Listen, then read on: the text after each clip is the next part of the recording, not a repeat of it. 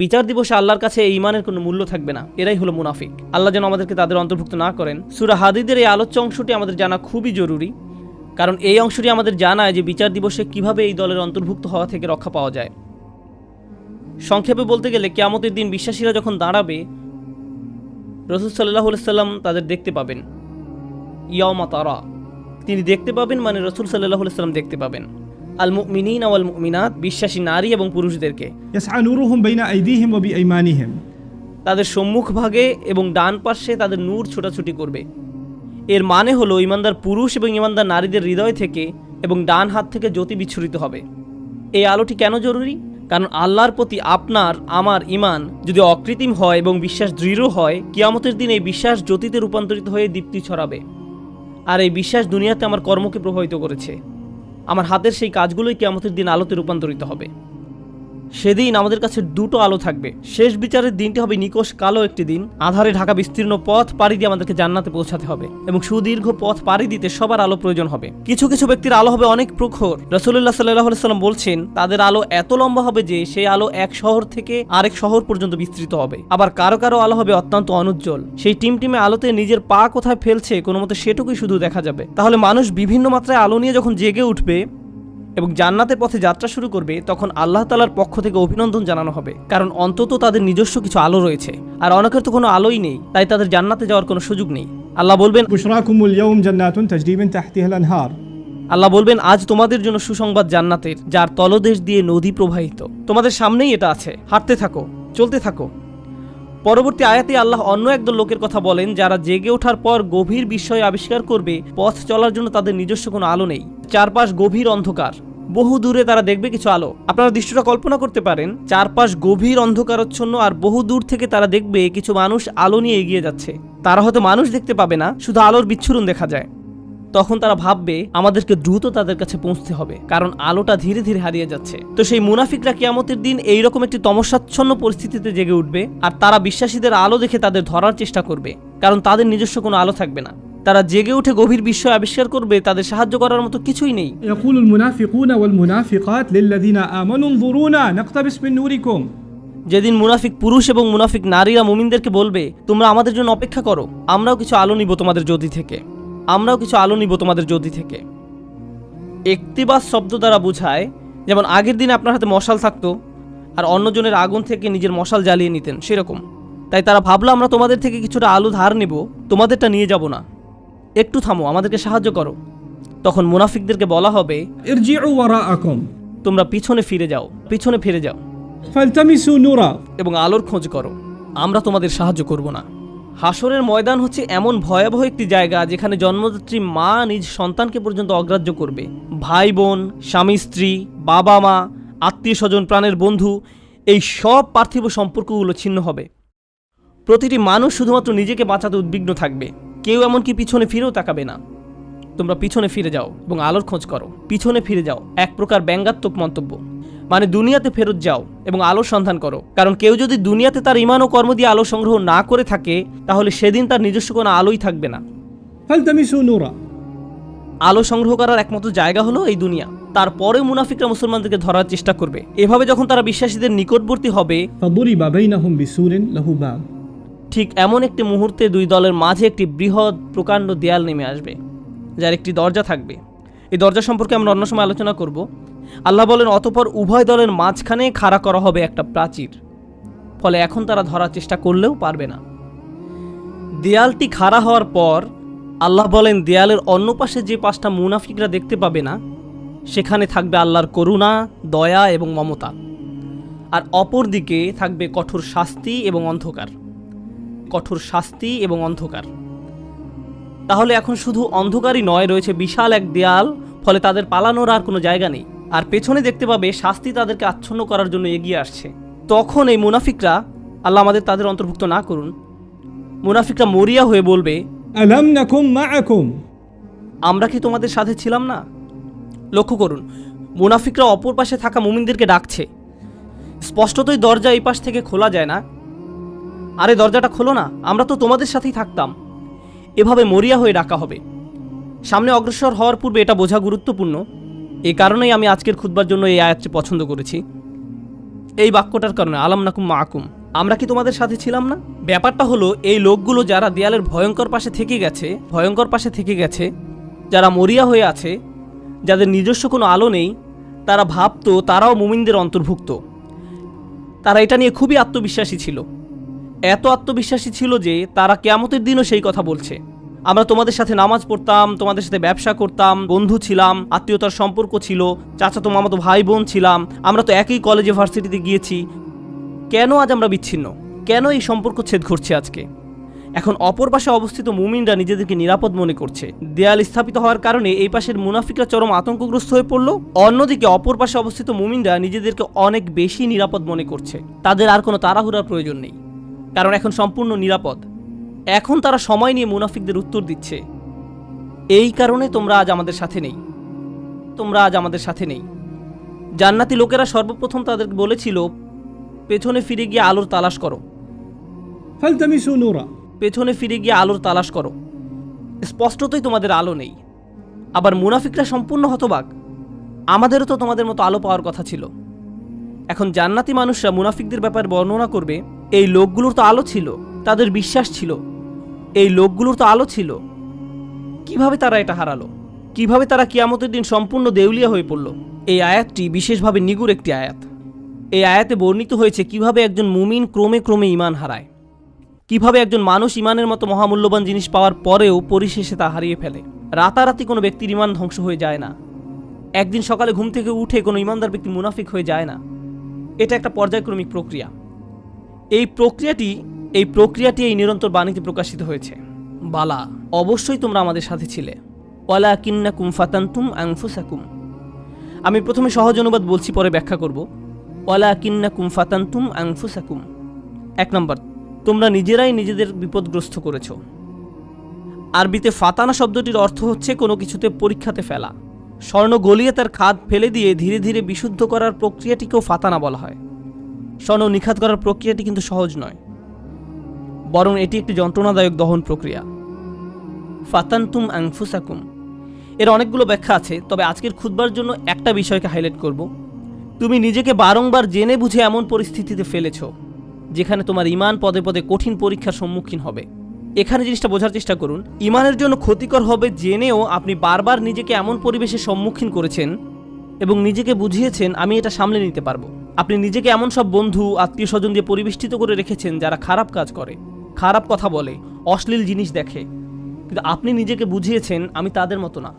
আপনি বারবার ওই সব পরিবেশে যেতেন, আপনি এমন সব আড্ডায়, জায়গায়, পরিস্থিতিতে দিনের পর দিন, মাসের পর মাস, বছরের পর বছর মিশেছেন। আপনি নিজেকে প্রবোধ দিয়েছেন এইসব আমার উপরে কোনো প্রভাব ফেলবে না, সবাইকে প্রভাবিত করলেও আমাকে করবে না। এমনিতেই তারা ঈমান হারা হয়ে যায়নি। ঈমান ধ্বংসের প্রথম ধাপটি হচ্ছে অসৎসঙ্গ। তারা নিজেদেরকে সন্দেহজনক পরিস্থিতিতে ফেলে রাখতো, আর তারা ভাবতো এতে তাদের উপর কোনো প্রভাবই ফেলবে না। আমি একটি হালকা উদাহরণ দিব, আশা করি পয়েন্টটা আপনারা বুঝতে পারবেন। বাসায় যখন অনেক তেল মশলা দিয়ে রান্না করেন, তখন সারা বাড়িতে সেই গন্ধে ভরে যায়। আপনি বাসার ভেতর থেকে সেই গন্ধ বুঝতে পারবেন না, কিন্তু যখন বাইরে থেকে একজন বাসায় প্রবেশ করে, বিশেষত কোনো আরব যদি আসে, সে ভাবে যে কোনো দূষিত পরিবেশে এসে পড়েছে। কয়েক ঘন্টা পার হওয়ার পর সে অভ্যস্ত হয়ে যায়, শুধু অক্সিজেন মনে হয়। ঠিক একইভাবে আপনি প্রথমে খারাপ কোনো পরিবেশে গমন করলে সাথে সাথে বুঝতে পারেন এটা ঠিক নয়, আমি খারাপ হয়ে যাব, আমার এখানে থাকা উচিত নয়। আপনার অন্তর অস্বস্তি অনুভব করে। কিন্তু আপনি যদি বারবার এই পরিবেশে যেতে থাকেন, তখন কি হবে? আপনি আর খারাপ বোধ করবেন না। কেউ যদি জীবনে প্রথমবার কোনো ধূমপায়ীর পাশে বসে, তখন সিগারেটের গন্ধে সে কাশতে থাকবে, চোখ দিয়ে পানি আসবে, ফ্রেশ বাতাসের জন্য ছটফট করবে এবং সে দ্রুত সেই জায়গা ছেড়ে চলে যেতে চাইবে। বছরখানেক পর এটাই তাদের অক্সিজেনে পরিণত হয়। সিগারেট ছাড়া তারা নিঃশ্বাসও নিতে পারে না। তাহলে প্রথম সমস্যা হলো আপনি নিজেকে অসৎ পরিবেশে ফেলে রাখেন। ফাতানতুম আনফুসাকুম। দ্বিতীয় সমস্যাটি ছিল ওয়াতারাব্বাসতুম। তোমরা প্রতীক্ষা করেছো, দীর্ঘসূত্রিতা করেছো। এখানে দীর্ঘসূত্রিতা বলতে কি বোঝানো হচ্ছে? আপনি বুঝতে পেরেছিলেন যে এটা খারাপ, আপনার নিজের বিবেকের মাধ্যমে আপনি বুঝতে পেরেছিলেন যে আমার নিজেকে পরিবর্তন করা উচিত, কিন্তু নিজেকে বুঝিয়েছেন ইনশাআল্লাহ আমি খুব দ্রুত নিজেকে পরিবর্তন করব, আমি জানি নিজেকে পাল্টাতে হবে, আমি জানি এটা খারাপ, শুধু এই সপ্তাহ পরেই আমি সম্পূর্ণ ভিন্ন মানুষে পরিণত হব। বেশি না, আর একটা সেমিস্টার 2 মাস ওই বকে যাওয়া বন্ধুদের সাথে থাকবো, তারপর আমি অন্য কোর্স নিব। এখন ওদেরকে রাগানো ঠিক হবে না, আমি জানি এটা খারাপ, শুধু এই 1 মাস আমি এসব করব। আর এই 1 সপ্তাহ, এই আর 1টা বা 2টা পার্টি, 1টা 2টা ড্রিঙ্কস, এভাবে আপনি নিজেকে বলতে থাকেন আর সামান্য একটু এই 9-10 মাস পরেই তো রমজানে সব ছেড়ে দিব, পুরাই চেঞ্জ হয়ে যাব। আমার প্ল্যান আছে হজে যাওয়ার, হজ থেকে আসার পর দেখবেন আমি কেমন ভালো মানুষে পরিণত হই। এভাবে আপনি নিজেকে বলতে থাকেন আর সামান্য একটু, কিন্তু সে পর্যন্ত আমার জন্য দোয়া করতে থাকুন। অতারাব্বাস্তুম, এই মুহূর্ত থেকে নিজেকে পরিবর্তন করতে চান না, আপনি নিজেকে শুধু খারাপ পরিবেশে ফেলেই রাখছেন না, এখনও নিজেকে পরিবর্তনের জন্য কোনো পদক্ষেপ নিতেও প্রস্তুত নন। মনে হচ্ছে আপনার কাছ থেকে অনেক বেশি কিছু চাওয়া হচ্ছে। যেভাবে আছেন সেভাবেই থাকতে চান, আরও কিছু খারাপ উপভোগ করতে চান। এটাই অতারাব্বাস্তুম। আপনি ধারণা করে আছেন, আপনার প্রথম ধারণা ছিল আমি খারাপ পরিবেশে থাকলেও এটা আমার উপর কোনো প্রভাব ফেলতে পারবে না, সময়ের সাথে সাথে ভয়ঙ্কর খারাপ কিছু আপনার কাছে স্বাভাবিক হয়ে যায়। এখন অতারাব্বাস্তুম বা অপেক্ষা করতে থাকা, দীর্ঘসূত্রিতা করার প্রভাব কি? আপনি ভাবছিলেন আপনি যে কোনো সময় এই খারাপ কর্ম পরিত্যাগ করতে পারবেন, সব খারাপ সঙ্গ থেকে যে কোনো সময় সরে আসতে পারবেন। আরে আমি তো আর আসক্ত না, আমার তো আর এটার দরকার নেই, আমি তো আর এর সাথে আটকে যাইনি, যখন তখন বেরিয়ে যেতে পারবো। কিন্তু বাস্তবতা এটা নয়। যত বেশি সময় আপনি এর সাথে জড়িয়ে থাকবেন, আপনি তত বেশি এতে আসক্ত হবেন। তারপর এর থেকে বেরিয়ে যাওয়া অসম্ভব হয়ে পড়ে। আপনি আষ্টে পৃষ্ঠে মাথা পড়েন, সম্পূর্ণ ডুবন্ত অবস্থায় নিজেকে আবিষ্কার করেন। আপনি এখন জানেনও না এই পরিবেশের বাইরে সুস্থ জীবনের মানে কি। এরপর আপনি নিজেকে বলতে শুরু করেন, অনেক দেরি হয়ে গেছে, আর সম্ভব না। এরকম ঘটার পর এক অপরাধ বোধের জন্ম নিবে। আমি বহুদিন ধরে এত পাপ কাজ করে আসছি, আমার আরও অনেক আগেই তওবা করা উচিত ছিল, এখন অনেক দেরি হয়ে গেছে। নিজেকে খারাপ ভাবতে অথবা মনের ভেতরে অনুশোচনা নিয়ে বেশি দিন কাটাতে কেউই পছন্দ করে না। তখন শয়তান এসে বলবে, তুমি এত অপরাধ বোধে ভুগছো কেন? তোমার তো কোনো দোষ নেই। এই ইসলাম নামের জিনিসটাই তোমার মনের ভেতর যত অপরাধ বোধের জন্ম দিয়েছে। এই ইসলাম বলছে এটা হারাম, ওটা গুনাহ, এভাবে কথা বলবে না, ওটা খেও না, অমুকটা দেখো না, ওখানে যেও না। এই ইসলাম তোমাকে নিজের সম্পর্কে খারাপ ধারণা দিচ্ছে। আচ্ছা, এই ইসলাম যে এত কঠিন সব নিয়মকানুন মেনে চলতে বলছে, এটা সত্য কিনা তুমি কি নিশ্চিত? শয়তানের ওয়াসওয়াসা শুনে বিভ্রান্ত ব্যক্তি ভাবতে থাকে, আমি আসলে কেন ইসলামে বিশ্বাস করি? মনে হয় যেন ইসলাম চায় না আমি আনন্দে থাকি। আমি শুধু আমার জীবন উপভোগ করতে চাই, আমি সুখী হতে চাই, আমি স্বাধীনভাবে বন্ধুবান্ধবের সাথে মৌজ মাস্তি করতে চাই, জীবনকে সর্বোচ্চ উপভোগ করতে চাই। আমি তো এমনিতেই কোরআনের সত্যতা সম্পর্কে নিশ্চিত নই। আল্লাহ বলে কেউ আছে কিনা এই ব্যাপারে আমার সন্দেহ আছে। এই কোরআন হাদিস কতটা নির্ভরযোগ্য? আমাদের আশেপাশে এরকম বিভ্রান্ত অবস্থায় অনেক আব্দুল্লাহ, জয়নব, আলী, ফাতিমা, আব্দুল করিম, আহমেদ, রুকাইয়া, তরুণীর আমরা দেখতে পাই। তারা খুব নির্ভীকভাবে বলে, ইসলাম নিয়ে আমার মনে অনেক সন্দেহ আছে। আর এই মানুষগুলো এমন নয় যে তাদের দর্শন শাস্ত্রে পিএইচডি রয়েছে বা ইসলামের ইতিহাসে ব্যাপক জ্ঞান রয়েছে, কিংবা এসব বিষয়ে বহুদিনের অধ্যয়নের ফলে তাদের মনে ধীরে ধীরে সংশয়ের জন্ম নিয়েছে। আসল ব্যাপার তা নয়। এরা নিজেদের জন্য জেনে বুঝে খারাপ সঙ্গ এবং অসৎ পরিবেশ বেছে নিয়েছিল। আমি এমন শত শত মানুষের সাথে কথা বলেছি, তারা আক্ষরিক অর্থে এই আয়াতের ভিতরে জীবনযাপন করছে। তোমরা নিজেরাই নিজেদেরকে বিপদগ্রস্ত করেছো, প্রতীক্ষা করেছো, সন্দেহ পোষণ করেছো এবং অলিক আশার পেছনে বিভ্রান্ত হয়েছো। অবশেষে আল্লাহর আদেশ এসে পৌঁছেছে। তারপর এক সময় তারা ধর্ম নিয়ে সন্দেহ পোষণ করতে থাকে, কিন্তু তাদের এই সন্দেহের সাথে যুক্তি বা বুদ্ধির কোনো সম্পর্ক নেই। ওয়ারতাবতুম, সন্দেহ পোষণ করেছে। জানেন সন্দেহ কি করে? সন্দেহ প্রথমে তাদের ইসলামের গণ্ডি থেকে বের করে দিবে। তারা এভাবে নিজেকে সান্ত্বনা দিবে, এটা তো আসলে পুরোপুরি সত্য না, সুতরাং এটা না মানার কারণে আমার খারাপ অনুভব করার দরকার নেই। যখন তাদের মনে সন্দেহ দানা বাঁধতে থাকে এবং সময়ের সাথে সাথে সেই দানা দেয়ালে পরিণত হয়, তখন তারা এই দেয়ালের আড়ালে নিজেকে লুকাবে এবং নানা প্রকারের অনৈতিক কাজের বৈধতা দেবে। একবার যখন তারা এই পর্যায়ে এসে উপনীত হবে, তখন দুটো জিনিস তাদের কাছ থেকে তুলে নেওয়া হবে। জান্নাতের আকাঙ্ক্ষা কেড়ে নেওয়া হবে, আল্লাহর সন্তুষ্টি লাভের আকাঙ্ক্ষা কেড়ে নেওয়া হবে, অন্তরে সেই বিশেষ নূর ধারণ, স্পৃহা, এইসব কিছু চাওয়ার বাসনা হারাবে। তাদের এই দুনিয়াতেই সেটা নেই। যে লোক আল্লাহর নিকট থেকে সেই সফলতা পেতে চায়, আল্লাহ তাদেরকে এই দুনিয়াতেই তা দিবেন, কিন্তু সেই আকাঙ্ক্ষা তো এখন আর অবশিষ্ট নেই। তাদের এই সম্পর্কে সন্দেহ রয়েছে। 2 নাম্বার, জাহান্নামের ভয় হারাবে। এই দুইটা জিনিস তারা হারাবে, আল্লাহর সন্তুষ্টি লাভের প্রত্যাশা এবং জাহান্নামের আতঙ্ক। এই ব্যক্তির কাছে এখন কিয়ামত বা বিচার দিবসের কোনো মূল্য নেই। কেউ তার সামনে জান্নাত, জাহান্নাম, শেষ বিচারের কথা বললে এটা তার কাছে তামাশা মনে হয় এবং এমনকি এইসব নিয়ে হাসি ঠাট্টা করবে। যখন কারো অন্তর থেকে আখিরাতের প্রাপ্তির আশা হারিয়ে যায় এবং জাহান্নামের শাস্তির ভয় মন থেকে দূর হয়ে যায়, তখন কি হয় জানেন? তখন তার কাছে শুধু একটা জিনিসই গুরুত্ব পায়, দুনিয়া। মনে প্রাণে পুরোপুরি দুনিয়ামুখী হয়ে যায়। যেহেতু পরকাল বলে কিছু নেই, তাই এই দুনিয়াতেই যা কিছু করার পাবার জন্য মরিয়া হয়ে যেতে হবে। অর্থ, বিত্ত, সাফল্য, সম্পদ, জনপ্রিয়তা, বিনোদন, মৌজ মাস্তি, সব ধরনের ম্যাটেরিয়াল থিং। যে কোনোভাবে যে কোনো পথে অর্জন করাটাই মুখ্য ব্যাপার হয়ে দাঁড়াবে। সে ভাববে দুনিয়া দিয়ে এইসব প্রাপ্তির ভিতরে রয়েছে সব আনন্দ এবং চূড়ান্ত মানসিক তৃপ্তি, মৌজ মাস্তি, সব ধরনের ম্যাটেরিয়াল থিং। তাই পরবর্তী ধাপটা হচ্ছে অগর্রাতকুমুল আমানিয়্যু, অলিক আশার পেছনে বিভ্রান্ত হয়েছে। সে মিথ্যা আশার পেছনে ছুটেছে এবং মনে করেছে পার্থিব অর্জন তাকে সুখী করবে। সে তার সম্পূর্ণ জীবন শুধু এই লক্ষ্যেই ব্যয় করেছে। সে মনে করেছিল এই সব কিছু তাকে তার লক্ষ্যে পৌঁছে দেবে। কারোর জন্য সেটা হয় পরবর্তী কোনো মুভি, কারোর জন্য কোনো খেলনা, কারোর জন্য নেক্সট স্মার্টফোন। যেমন কোনো স্টার ওয়ার মুভি বের হলে টিকিটের লাইনে হজের ভিসার লাইনের চেয়েও লম্বা লাইন হয়, কারণ তাকে এখনই এটা দেখতে হবে, এখনই এটা দেখতে হবে। যদি এখন না দেখা হয় জীবন তো তাহলে পুরাই ব্যর্থ। এখনই এটা দেখতে হবে। যদি মুক্তি পাওয়ার রাতে না দেখা হয় জীবনের তো তাহলে কোনো মূল্যই থাকে না। তাই এখনই দেখতে হবে। এরপর সে ভেবেছিল এই মুভি দেখলে তা হয়তো তাকে এক ধরনের মানসিক পরিপূর্ণতা দিবে, যা সে কোথাও পায়নি। হল থেকে বের হয়ে এসে চোখ বড় বড় করে বলে, এটা দারুণ ছিল। পরক্ষণে আবার বিষণ্ণ হয়ে যাবে। নিজেকে প্রশ্ন করবে, এখন কি করব?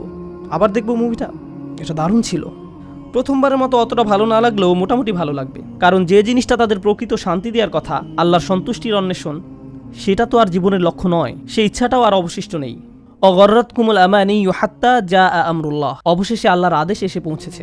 বিশ্বাসীদের মতে এটাই ছিল তার জীবন। মুমিনরা বলবে এটাই তার জীবন, যারা তাদের ঈমান হারিয়ে ফেলেছিল, যেটা শুরু হয়েছিল আপাত দৃষ্টিতে একটা ছোট পদক্ষেপ থেকে, অসৎসঙ্গ, এবং সেখান থেকে এটা একটা অটোমেটিক ডাউনওয়ার্ড স্পাইরাল সিঁড়ি, শুধুই নিচের দিকে নেমে যাওয়া। তারপর তার মনে সন্দেহ দানা বাঁধতে শুরু করে। এরপর সে তার গোটা জীবন শুধু কামনা বাসনা চরিতার্থ করে এবং দুনিয়াবী অর্জনের পিছনে ব্যয় করে।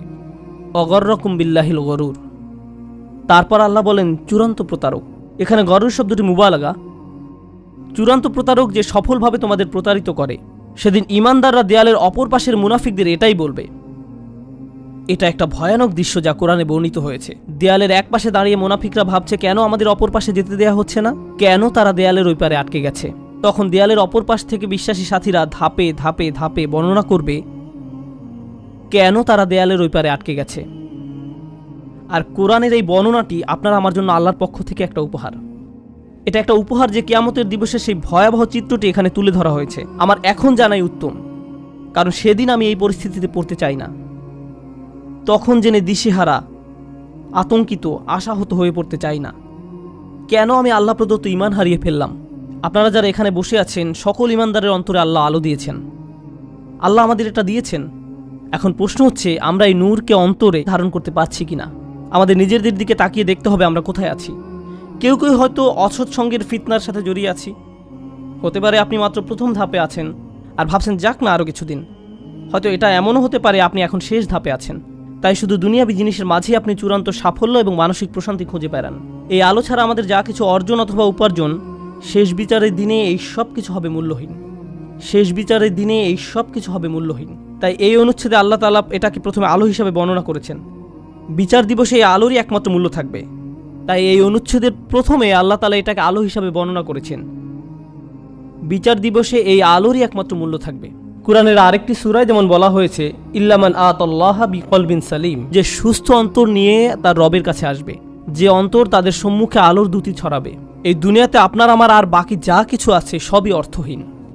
শেষ বিচারের দিনে আল্লাহর সামনে এর সবই গুরুত্বহীন।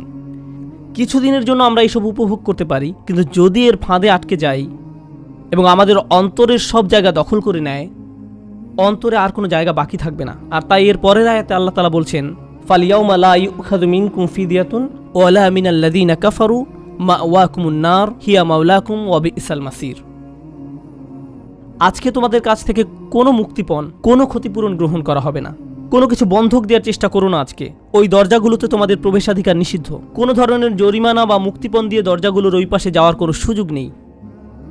তোমাদের থেকে নয়, কাফেরদের থেকেও নয়। এই আয়াতের ভীতিকর দিক হলো লা ইউখাযু মিনকুম ফিদিয়াতুন ওয়ালা মিনাল্লাযীনা কাফারু। আজকে তোমাদের এবং কাফেরদের একই পরিণতি। আপনি এবং কাফেররা আজ একই দলে পড়ে গেছেন। আমি তোমাদের নিকট থেকে কোনো মুক্তিপণ গ্রহণ করব না, কাফেরদের থেকেও নয়। তোমাদের সবার আবাসস্থল জাহান্নাম। কতই না নিকৃষ্ট এই প্রত্যাবর্তন স্থল। শেষ বিচারের দিবসের এই পূর্ণ চিত্রটি তুলে ধরার পর আল্লাহ সুবহানাহু ওয়া তাআলা এভাবে উপসংহার টানেন। আমিও এই আয়াত দিয়ে আজকের আলোচনা সমাপ্তি টানব এবং নিজেদের বারবার মনে করিয়ে দিব যে সেই নিম্নমুখী পথটি অনুসরণ করা যাবে না, এবং আমাদের অন্তরে যেটুকু ক্ষুদ্র আলো এখনো পর্যন্ত বর্তমান আছে তা কিভাবে দিন দিন আরও শক্তিশালী করব। আল্লাহ নিজেই বলেন, আলাম ইয়ানিল্লাযীনা আমানু আন তাখশা কুলুবুহুম লিযিকরিল্লাহ, অর্থাৎ যারা মুমিন তাদের জন্য কি আল্লাহর স্মরণে এবং যে সত্য অবতীর্ণ হয়েছে তার কারণে হৃদয় বিগলিত হওয়ার সময় আসেনি? সত্যিকার অর্থে আল্লাহকে স্মরণ করলে অন্তর নরম হবে। আপনার অন্তর যত বেশি আল্লাহকে স্মরণ করবে, কারণ আল্লাহ নূরুস সামাওয়াতি ওয়াল আরদ, আল্লাহ নবমণ্ডল এবং ভূমণ্ডলের নূর। আল্লাহকে আমরা যত বেশি স্মরণ করব তত বেশি আমাদের অন্তরে নূর ধারণ করতে পারবো। তাই তিনি বলছেন আল্লাহকে স্মরণ করো। এরপর তিনি বলেন কিভাবে তুমি আল্লাহকে স্মরণ করবে। আরবিতে এটাকে আতফে বায়ান বলা হয়। ওমা নাযালা মিনাল হক, যে সত্য অবতীর্ণ হয়েছে তার কারণে হৃদয় বিগলিত হওয়া উচিত। ওহির কারণে, কোরআনের কারণে। কোরআন নিয়ে গভীর চিন্তা করুন, কোরআনের মাধ্যমে আল্লাহকে স্মরণ করুন। যখন কোরআনের আয়াত তেলাওয়াত করবেন তখন কান্নাকাটি করুন। আল্লাহ যে উপহারটি আপনাকে দান করেছেন আপনার জীবনে তার অর্থ কি তা নিয়ে চিন্তা করুন। কোরআনেই শুধু আল্লাহকে জ্যোতি হিসাবে উল্লেখ করা হয়নি, কোরআনকেও জ্যোতি হিসাবে উল্লেখ করা হয়েছে। ফাআমিনু বিল্লাহি ওয়া রাসূলিহি ওয়া নূরিল্লাযী আনজালনা। কোরআনে শুধু আল্লাহকে জ্যোতি হিসাবে উল্লেখ করা হয়নি, কোরআনকেও জ্যোতি হিসাবে উল্লেখ করা হয়েছে। সরাসরি কোরআনকে নূর বা জ্যোতি বলা হয়েছে। অতএব তোমরা আল্লাহ, তার রসুল এবং অবতীর্ণ নূরের প্রতি বিশ্বাস স্থাপন করো। আপনার নিজের ব্যক্তিগত উন্নতির জন্য কোরআনের সাথে যে সময় ব্যয় করেন, যখন আমরা বসে কোরআন পড়ব, গভীরভাবে ভাববো যে আমাদের প্রভু আমাদের কি বলছেন, তাহলে এই অনুশীলন আমাদের হৃদয়কে আলোকিত করে তুলবে। আর আমাদের জীবনে এই আলোর চেয়ে দামি কোনো সম্পদের অস্তিত্ব নেই। আমরা এখন এর মূল্য বুঝতে পারছি না, কিন্তু সেদিন এর মূল্য বোঝা যাবে যেদিন আমাদের চারপাশ গহীন অন্ধকারে নিমজ্জিত থাকবে। আমাদের বক্ষ এবং ডান হাত থেকে নির্গত আলো ছাড়া আর কোনো আলো থাকবে না, কোনো আলো থাকবে না। ولا يكونوا كالذين أوتوا الكتاب من قبل فطال عليهم الأمد فقست قلوبهم وكثير منهم فاسقون। তারা তাদের মতো যেন না হয় যাদেরকে পূর্বে কিতাব দেয়া হয়েছিল, তাদের উপর সুদীর্ঘ কাল অতিক্রান্ত হয়েছে, তাদের অন্তঃকরণ কঠিন হয়ে গেছে। তাদের নিকট কিতাব ছিল কিন্তু তারা এর কোনো মূল্য দেয়নি। এটা সম্ভব যে কোনো জাতির নিকট আল্লাহর কিতাব থাকতে পারে। আমাদের পূর্বে বিভিন্ন জাতির নিকট কিতাব ছিল, তাওরাত ছিল, ইনজিল ছিল, তাদের নিকট অনেক কিতাব ছিল, তারা সেটা থেকে কোনো উপকার গ্রহণ করেনি। লাম ইয়ান্তাফিউ মিনহা, তারা ওই বইগুলো থেকে কোনো উপকার নেয়নি। ওই কিতাবগুলো দিয়ে তাদের অন্তর আলোকিত করার কোনো চেষ্টা করেনি। হয়তো তারা ভুল উদ্দেশ্যে ওই বইগুলো ব্যবহার করেছিল, হতে পারে আনুষ্ঠানিকতা পালনের উদ্দেশ্য করেছিল, হয়তো তারা মাঝে মধ্যে শুধু তিলাওয়াত করে আনন্দ নিত। আল্লাহর কিতাবকে তারা এমন বিষয়ে পরিণত করেছিল। কোরআনও আজ আমাদের নিকটে এমন হয়ে গেছে, শুধু বিয়ে শাদী অনুষ্ঠানে এটা তেলাওয়াত করি। আমাদের অন্তর বিগলিত করার জন্য আজ আমরা কোরআন অধ্যয়ন করি না। এটা ইতিহাসের এক নির্মম ট্র্যাজেডি যে মানুষ আল্লাহর কিতাব থেকে উপকৃত হয় না, অথচ যা এসেছিল মানুষের অন্তরকে কোমল করে কিয়ামতের দিন আল্লাহর সামনে দণ্ডায়মান হওয়ার জন্য প্রস্তুত করতে। আর তাই এটা এখন আপনার আমার দায়িত্ব। এজন্যই বলা হয়েছে ওয়ালা ইয়াকুনু কাল্লাযীনা উতুল কিতাবা মিন ক্বাবল ফাতালা আলাইহিমুল আমাদ ফাকাসাত কুলুবুহুম। তাদের অন্তঃকরণ কঠিন হয়ে গেছে। যখন তাদের অন্তর কঠিন হয়ে পড়ে তখন সেখানে কোনো আলো ঢুকতে পারে না। কিয়ামতের দিন সে অন্তর আপনার কোনো উপকার করবে না। ওয়া কাসীরুম মিনহুম ফাসিকুন, তাদের অধিকাংশই পাপাচারী। আল্লাহ আযজা ওয়া জাল্লা এই কয়েকটি আয়াতে একজন বিশ্বাসীর জীবনের অন্যতম গুরুত্বপূর্ণ একটি চিত্র তুলে ধরেছেন। আজকে আমি আপনি যে ঈমান ধারণ করি সেটা ধ্রুব নয়। আমাদের অন্তরে যে ঈমানের জ্যোতি দেওয়া হয়েছে সেটা আজীবন থাকবে এমন কোনো গ্যারান্টি নেই। আজকে আমার ঈমান আছে বলেই আমি নিরাপদ, সেটা ভাবার কোনো অবকাশ নেই। কেউ আমাদের মুসলিম মনে করে সালাম দেয় আর আমরাও জবাবে ওয়ালাইকুম আসসালাম বলি, ফলে আমরা মনে করি যে আমরা সবাই মুসলিম, আমাদের সবার অন্তরে আলো আছে। কিন্তু এই আয়াতগুলোর মতে কিছু মানুষ কিয়ামতের দিন জেগে উঠে হতচকিত হয়ে পড়বে, কিছু মানুষ কিয়ামতের দিন জেগে উঠে অবাক হয়ে যাবে। সে বলবে আমি মনে করেছিলাম আমি তোমাদের সাথে, কিন্তু সে তার সাথে নয়। তাই ভালো হয় আমরা যদি এখনই বুঝতে পারি এটা স্বয়ংক্রিয় নয়, এটার গ্যারান্টি নেই। আপনাকে ব্যক্তিগতভাবে এর জন্য প্রচেষ্টা চালাতে হবে, আমাকে ব্যক্তিগতভাবে এর জন্য প্রচেষ্টা চালাতে হবে। বিচার দিবসে আপনার ঈমান যেমন আপনাকে সাহায্য করবে না, তেমনি আমার ঈমানও আপনাকে সাহায্য করবে না। আমরা সবাই নিজ নিজ চিন্তায় অস্থির থাকবো, নিজেদের আলোর জন্য চিন্তা করব। ইরজিউ ওয়ারাআকুম ফালতামিসু নূরা, তোমরা পিছনে ফিরে যাও এবং আলোর খোঁজ করো। এখন আমরা একে অন্যের সাহায্য করতে পারি, এখন আমরা একে অন্যের ঈমান শক্তিশালী করার ক্ষেত্রে ভূমিকা রাখতে পারি, কিন্তু সেদিন আল্লাহর সাহায্য ছাড়া আর কোনো সাহায্য থাকবে না। আল্লাহ আযজা ওয়া জাল্লা আমাদেরকে তাদের অন্তর্ভুক্ত করুন যারা তাদের আলো সংরক্ষণ করবে। আল্লাহ আযজা ওয়া জাল্লা আমাদেরকে তাদের অন্তর্ভুক্ত করুন যারা দেয়ালের ক্ষতিকর পাশে থাকবে না। আল্লাহ আযজা ওয়া জাল্লা আমাদের নিজেদের এবং আমাদের প্রিয় মানুষদের মুনাফিকি থেকে রক্ষা করুন। আল্লাহ আমাদের অন্তরকে কঠিন হওয়া থেকে রক্ষা করুন। আল্লাহর স্মরণে এবং কোরআনের বাণীতে অন্তরকে আর্দ্র, নমনীয় এবং জ্যোতির্ময় করে দিন। বারাকাল্লাহু লি ওয়া লাকুম। আসসালামু আলাইকুম।